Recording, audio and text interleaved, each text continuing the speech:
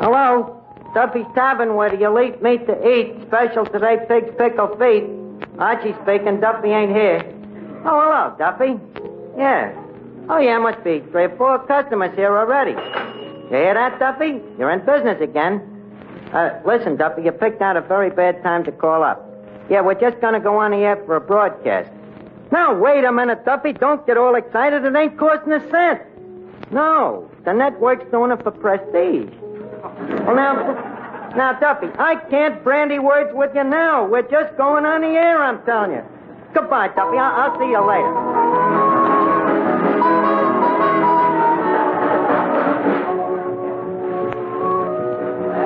Good evening, ladies and gentlemen. This is Mel Allen. Forecast invites you to join us for a decidedly informal evening at Duffy's Tavern, where anyone under the sun is likely to drop in any time to talk things over with Archie. Almost anyone may drop in tonight. Now, people we're sure will be around, however, are Gertrude Neeson, Colonel Stoopnagel, Larry Adler, and John Kirby's orchestra. And now I turn you over to that past master of ceremonies, Archie.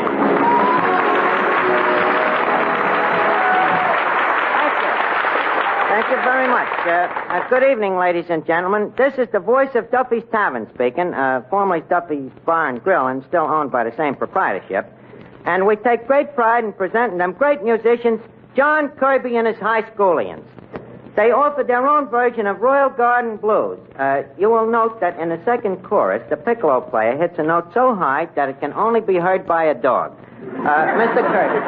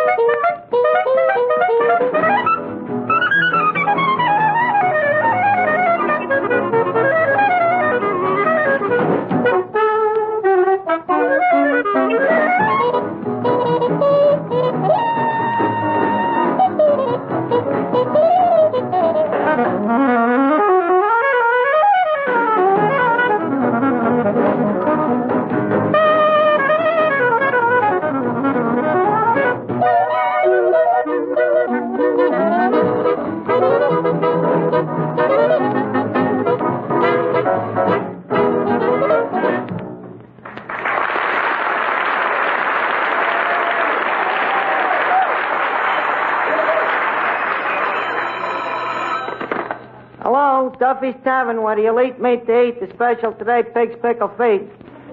Oh, hello, boss. Hey, how'd you like Kirby's band? They what? Duffy, they do not. Well, I see what you mean. Mm-hmm. Yeah. What is it, Archie? It's Duffy, Mr. Kirby. He says he thinks your band is great. All right, Duffy, I know. I can't tell a guy that, though. You don't understand artists, Duffy. You know, they're much more insensible than you and me. You gotta tolerate them. But Duffy, you haven't liked nothing since Chauncey Olcott cracked up on Mother McCree. You're living in a graveyard full of Irish tenants. Wait a minute, Duffy. Gertrude Neeson, the new floor show just walked in. What? All right, I'll tell her. I'll speak to you later. Good evening, Miss Neeson. Hi, Archie. Say, Miss Neeson, I hate to, I hate to bury sleeping dogs, but Duffy has been complaining about you. Oh, what's old Novocaine brain squawking about now? Well, he claims you insulted his best customer, Mr. Feldever K. Beldorf. Was you out to dinner with Beldorf last night? Yes, and I'll never go out with that crumb again. Huh? You know what happened? He asked me to go out to dinner last night, so I go with him. Well, you know how I never like a strange man to pay for my meals. Yeah, I know. So I said to him, Mr. Beldorf, I insist that this dinner should be Dutch. But he said he absolutely wouldn't hear of it. Well, that's nice. He said I had to pay for him, too. That's Beldorf, so what did you do? Oh, I did what any lady would do. I broke a plate over his head. What else could you do? Well, frankly, as man to man, do you think that breaking a plate of soup over a guy's head should be construed as an insult? No, but Beldorf's a little hypersensitive. Don't like those things. I'll explain it to Duffy, though. By the way, Duffy ain't never heard them golden tones of yours, Miss Neeson. You know, I've told him about you being a great star of the movies and the radio, and when I mentioned that you have been on the stage, he says he had one request. Look, Archie, even to please Duffy, I will not recite Casey at the bat. Well, all right, then. But would you mind rendering the customers with a song? All right, I'll do something especially for Mr. Duffy. Does he rumba? An amusing question, Miss Neeson. Proceed ahead.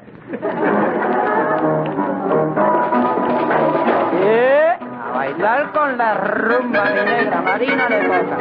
Mariana de Is a little knowledge quite good? Maybe it won't help you, but it should. You cannot travel unless you know how Latin say yes. That inspirational, so sensational, oh sensational, yes. In Spain they say, si, si. In France they say, oui, oui. Every little Dutch girl says, yeah, yeah. Every little Russian says, da, da. But, sweetheart, tell me why. No matter how I try, you listen to my plea, won't say yes in any language to me. Why don't you say, si, si? All the monkeys in the tree, they don't have to say, si, si. All they do is wag their little tails. That's a little gag that never fails. But, sweetheart, tell me why. No matter how I try, you'll listen to my plea. You won't say yes in any language to me. Why don't you say, see,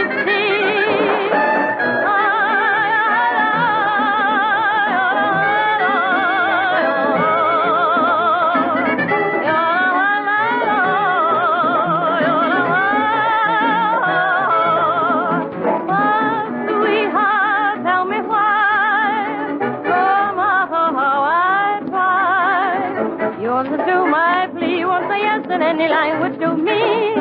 Why don't you say, or maybe you say,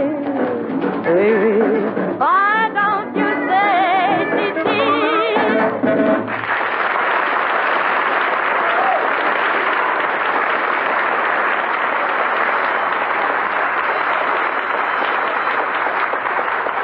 Excuse me. Good evening. Duffy's Tavern, where the elite meet to eat today's special pig's pickle feed. Archie speaking. Duffy ain't here. Oh, it's you again, Duffy. Say, Duffy, do I have to say that poem you made up every time I answer the phone? All right, I'll say it. Only we're going to be in trouble when the special is corned beef hash. Say, by the way, what did you think of Gertrude Neeson singing? What? Well, gee, Duffy, some people like her. What? A little more pizzicato. All right, I'll tell her. He says you should have sang louder, Miss Neeson. Let me have that phone. So, you didn't like my singing, Mr. Duffy. And you're the greatest living authority on Irish tenors. You call what you're doing living? Oh, so your wife says a girl who sings like I do would smoke cigarettes. Listen, you crummy old broken-down barfly, you miserable no-good four-flushing... What? Yes, you can call me Gertrude. And furthermore, lame brain, if I had the wings of an angel, I'd beat your brains out with them. Goodbye.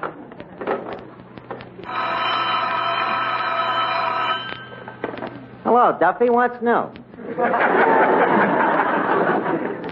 Duffy, you and your Irish tenors. Wait a minute. Colonel Stoopnagel just come in. Good evening, Colonel. Harding, Screechy.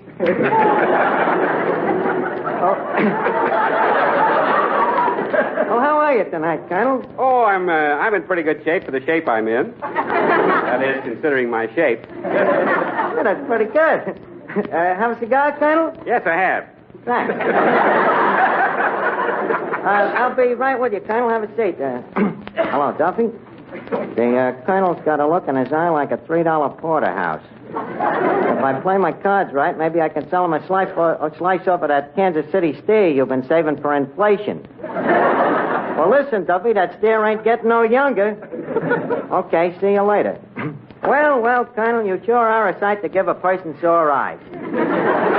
Here, let me take your hat and shotgun. Been to a wedding? Huh? Been to a wedding? No, Archie, I've been hunting ducks. Hey, Nimrod, would you mind not pointing that shotgun at my head? I just had my hair done. Pardon me, madam, but you don't have to be afraid of this fowling piece, unless you happen to be a duck. Well, she don't happen to be no duck, Colonel. She happens to be a canary. Colonel Stoopnagel, this is our chanteuse, Miss Gertrude Neeson. How do you do? I'm sure. Well, I haven't seen you in a long time. You're putting on quite a front stoop, Nagel.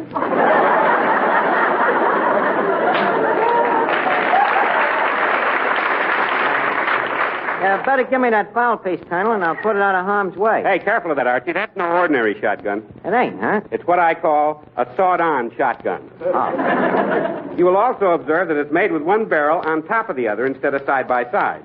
It's for shooting ducks who happen to be riding piggyback. That's certainly a very clever blundering bust, Colonel. Blundering bust. Oh, yes. And here's another startling feature about it. One barrel is loaded with bullets, and the other barrel is loaded with nothing. Loaded with nothing? Why is that? Well, the loaded one's for shooting ducks, and the unloaded one is for not shooting innocent bystanders. Oh. Say, Archie, how about that steak for the Colonel? Oh, yeah, thanks for reminding me. I say, Colonel, we got a steak here we've been saving especially for you. Archie, now you're talking. After that duck hunt, I could eat a horse. Colonel, you have placed an order. Nick, that saddle steak for Colonel Stoopnagel. Want me to ride it in, boss? No, just slap it on the rump and hold the kitchen door open. It'll walk in. Oh, good evening, Officer Clancy. What'll it be, the usual absence frappe? Never mind that. Who belongs to the blue sedan parked outside, next to the fire hydrant? Well, what's wrong with that? It's my own fire hydrant. Now, listen, you. Now, you listen, Clancy. You're supposed to be a friend of Duffy's. Why do you always come in here annoying the customers? You listen here, Archie, and don't be giving me no back talk. You keep your customers obeying the law, or I'll close you up. Well, you can't close us up. We ain't got a license. Yeah, but I never... Well, don't let it happen again. Okay, Clancy. Holy smoke, Colonel. If he ever finds out we really got a license, we're going to be in trouble.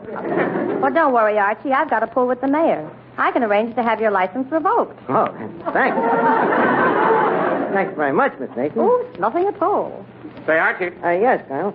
could I interest you in this thing here that I've just invented? Well, what is it, Colonel? To me, it looks just like a door. A door it is. It's a bathroom door that you don't have to wait outside of. You don't have to wait outside of it. Well, why is that, Colonel? Because it opens into a closet. Gosh, Colonel, you sure have got a furtive mind. I'll bet you'd have a million suggestions how to improve this place. Well, I have one idea you might use, Archie. I've just invented a brand new drink. It's made by brewing malt and yeast and hops together, and the result is a tangy, golden liquid with a frothy head on it. But, Colonel, we got that here. That's beer. That's odd. That's what I call mine. Now, wait a minute, Colonel. Beer was invented more than 2,000 years ago. Really? It seems like only yesterday. Say, Colonel, have you ever tried your hand at inventing an Irish tenor? Why? Well, Duffy says either I either get an Irish tenor or I'm fired. My boy, never despair. I, Colonel Lemuel Q. Stoopnagel, am an Irish tenor. Aretha, we're saved. Oh, but wait a minute. Duffy only likes Irish tenors. Ah, sure, me own mother was a queen of the queens of County Down. Ah, she was indeed. Indeed, she was. Ah.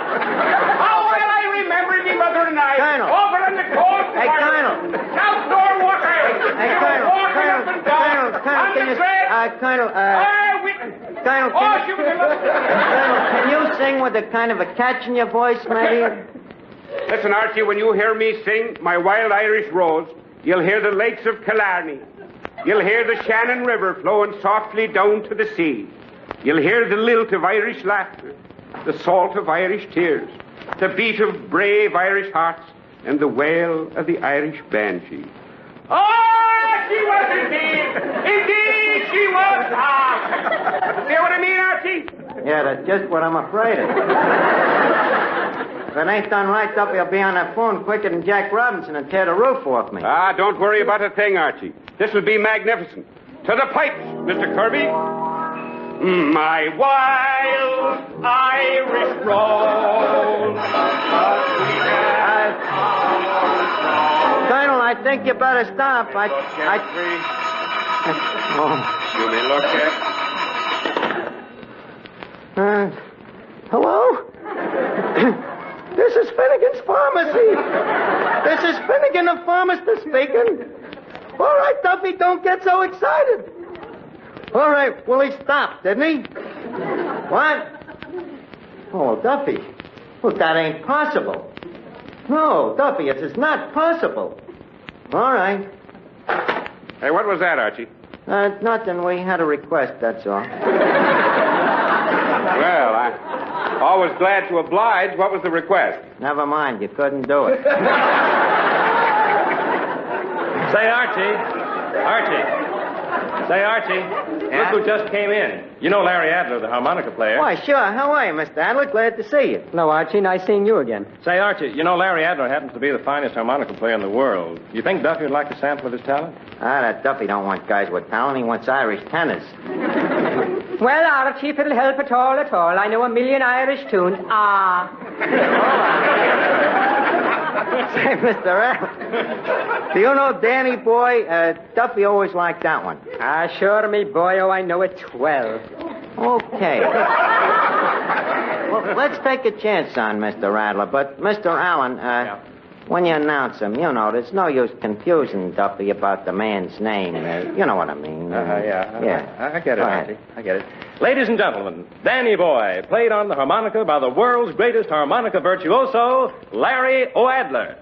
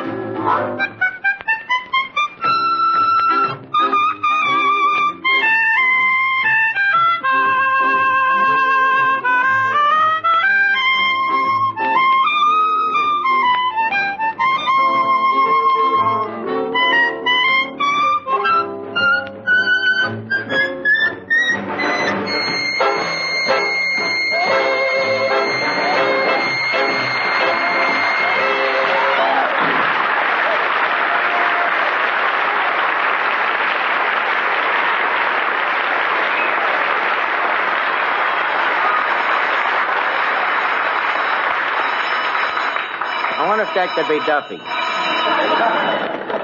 Hello? You liked him? You really did, huh, Duffy? Oh, well, that's swell. Sure you can hear him on records.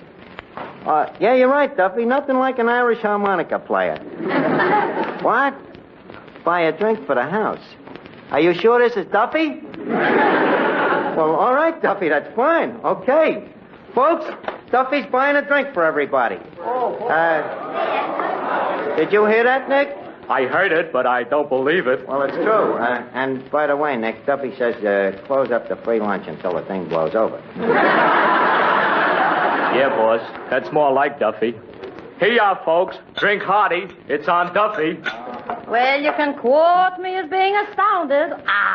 Hey, don't often get Duffy in such a monogamous mood. Well, here goes. Needle beer. Seems like old times.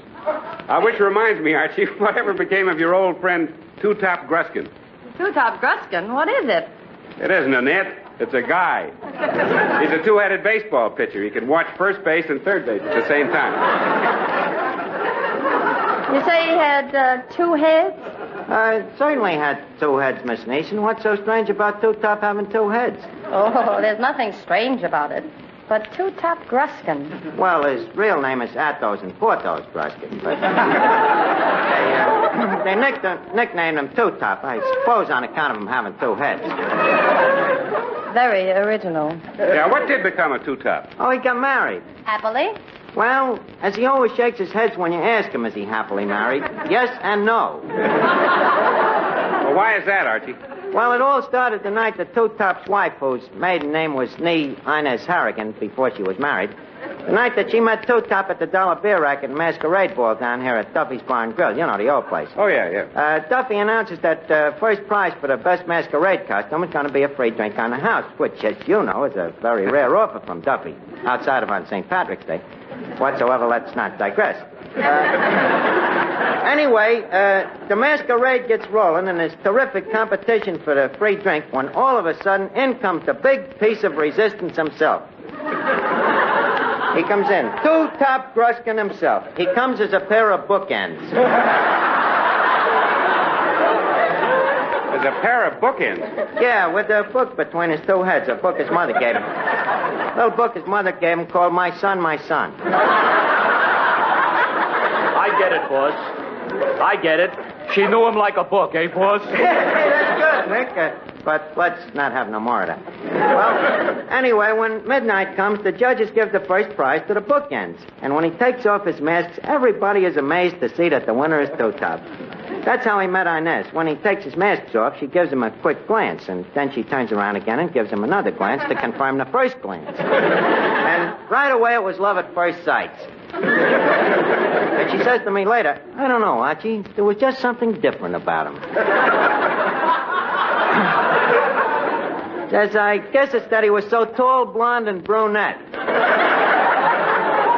Well, Two-Top falls for Inez, too, and it ain't 10 minutes before he's playing I Love You Truly on a harmonica and kissing her at the same time. So, finally, he proposes marriages to her.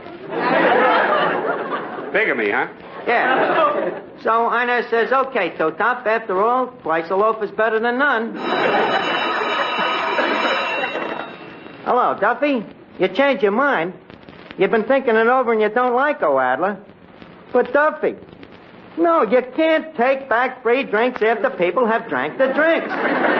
No, it's neither practical nor ethnical. But listen, Duffy, will you forget Chauncey Olcott? I'm in the middle of a story. Yeah, I'll call you back later. That's Duffy, no restraint.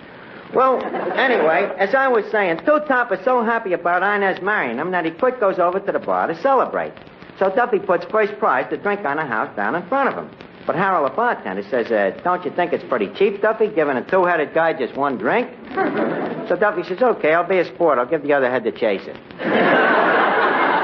Sounds a bit parsimonious, Archie. Oh, yes, well, fella. Well, Two-Top takes the drink, see? But it seems he takes it with the head that he inherited from his father's side of the family. And the first thing you know, he can't stop drinking. Well, the head that's drinking the chasers tries to control him, but it's no use. So finally, the sober head winks at Duffy and says, better slip my Mickey, Duffy. Well, then the trouble really starts. Duffy, who's a little nearsighted, makes a mistake, and he puts the Mickey into the chaser. Well, in no time, both the two tops' heads is out like lights. Well, with this, Inez gets mad and she hollers, "You're drunk." So as one man, two top comes two, or rather he comes four, and he says, "Who's drunk?" So she says, "You are. You on the left." Says, "Come on, Porthos, I'll marry you, but I never want to see that other face again." And that's why, Colonel, to this day, if you ask Two Top, is he a happy married man, he always nods one head yes and shakes the other head no. Archie, that's a wonderful story. You're a natural-born raconteur. Thanks, I think. But I'll be a natural-born corpse if I don't get an Irish tenor for Duffy. Say, Archie. Oh, are you here again, Clancy? Yes, it's the last time I'll tell you to get that car away from the fire hydrant. Oh, Clancy, don't Clancy, do you by any chance know any Irish tenors? Sure, and I'm an Irish tenor myself. Clancy Olcott. What's that, Miss Neeson? Clancy Olcott. If you can make an O-Adler out of an Adler, why can't Clancy be Clancy Olcott? But Olcott's dead. Does Duffy know that? Well, probably not. He still insists that John L. Sullivan is the heavyweight champion of the world. You see what I mean, Archie? Eureka, Miss Neeson. I think you've given me the mucus of an idea. Clancy, do you know when Irish eyes are smiling? Certainly. Well, what are we waiting for? Give me that microphone. Ladies and gentlemen, Duffy's Tavern takes great pride and pleasure in presenting, at the exclusive request of Mr. Duffy himself, that celebrated Irish tenor, C. Olcott.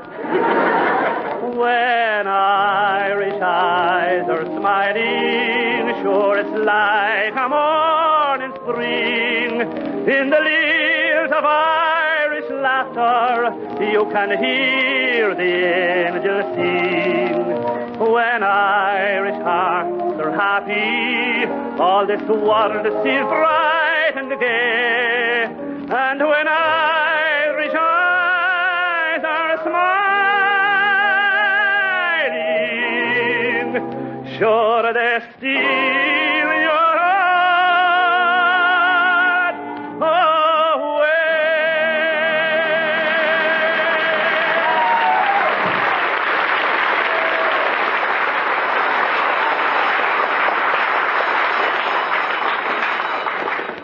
Hello, Duffy. You liked it, huh? Well, it's about time you heaped an encomium at me. What? Ah, Duffy. What do you know? He's crying. Always cries when he hears an Irish tenor. Ah, now, Duffy, please. Well, stop, Duffy, stop. Of course we all love you, Duffy. Everybody loves you. Ah, the world ain't against you. But for the love of Mike, Duffy, it ain't true. I tell you, we love you like I was our own father.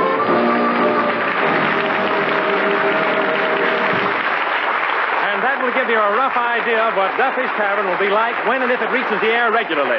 Tonight's program, like each forecast show, is intended as a sample broadcast, an illustration of what you may expect of Duffy's Tavern if it eventually becomes a weekly radio feature. If you want to hear more from Archie, from Gertrude Neeson, from John Kirby's orchestra, and from the never audible but always active Duffy himself, write to CBS and tell us so. Your applause will help to make Duffy's Tavern a weekly broadcast feature. Next week, Forecast will present a full-hour show from Hollywood, a large-scale musical variety program called Of Stars and States. The cast, headed by John Bowles, will include Virginia Vale, Nan Gray, Arthur Q. Bryan, and Governor Leo Daniel of Texas. This is the Columbia Broadcasting System.